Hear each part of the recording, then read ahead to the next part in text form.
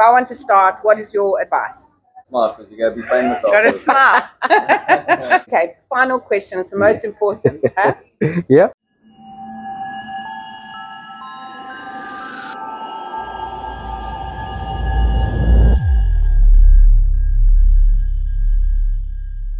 Mead is very much a growing industry across the world and in South Africa as well. So this week we were in Cape Town at the African Beer Expo and the African Beer Cup to try and find out what are they doing in the beer industry that we can help implement into the mead industry as well.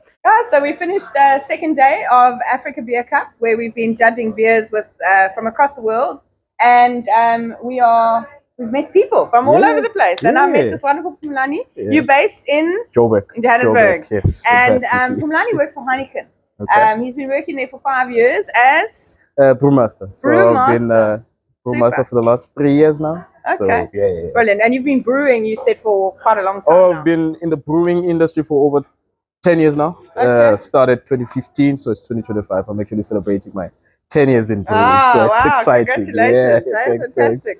Thanks. So I think one of the biggest things that we've noticed is how important the hygiene side of brewing is. 100%. So obviously managing a brew house, that must be quite a big thing. Yeah. Tell us a bit about what are the top tips for people if they are home brewing even, because I think all those good practices translate to home brewing or commercial. Or commercial, so tell us a bit about the most important things. No, 100%, right? So I think one of the ways that we do it, especially for commercial brewers, is that we have a defined frequency to do your cleaning. So no matter what happens on that specific day, you need to make sure you clean the vessel, you stop production. So it's very important that you comply to that, because if you don't do that on a consistent basis, that's how you'll end up with all these specific off flavors that emanate from a poor hygiene practices. So we ensure that our plant, not just from actual cleaning of the vessel, but general housekeeping as well. So you have guys that clean the vessels are outside. You have guys that actually just make sure mopping and cleaning outside. And are they using a specific chemical? Yeah. Okay. So for outside, you would have your general water, nothing fancy, soap just to scrub the walls and everything else. But for the vessel specifically, we have what we call a CIP station, which stands for cleaning in place. Yeah. This specific station will have like multiple tanks that will contain different detergents. So you'd have your caustic, you'd have your acid, and also have hot water. So each vessel or each area will have like a specific CIP regimen. So I manage the brew house, which is the hot area. So we typically focus on using hot caustic, also hot water to ensure that we sterilize and we ensure that you don't have any bacteria. So you don't want any microorganisms coming into the air at all. So yes, that's what we typically follow. I manage around 3 brew houses, so each brew house per week gets its own dedicated cleaning day. You have that CIP that runs for 12 hours because we have multiple vessels in one line. So yeah, so hot water, hot caustic, caustic at 85 degrees Celsius at a 2% concentration. You would have acid at 1.5% concentration. That will be ambient. And then we also, then we use hot water. Some of the other areas downstream will be your cellars area. They also would have like your sterilant that will add, which is typically your chlorine dioxide. Okay. They would also, it's similar. Yeah, it's just that different areas, because of the different bacteria, they would need have different ways. 100%. So basically, the most important thing is you need to make sure that everything is sterilized at every step. 100%.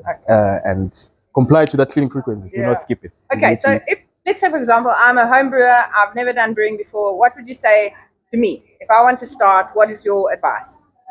Start, first of all. I think that is the biggest one. The biggest. I think one thing I appreciate about the home brewers is their ability to experiment. So I would say go out there, research different herbs, different plants, what sort of characteristics they offer. And where's a good place to start? I mean, if there are so many. I mean, today I learned there are so many varieties of beer. Yeah. So where's a good sort of starting point for a recipe? 100%. So I've been a lager brewer for the longest of time, so I don't have a lot of experience with ales and stuff.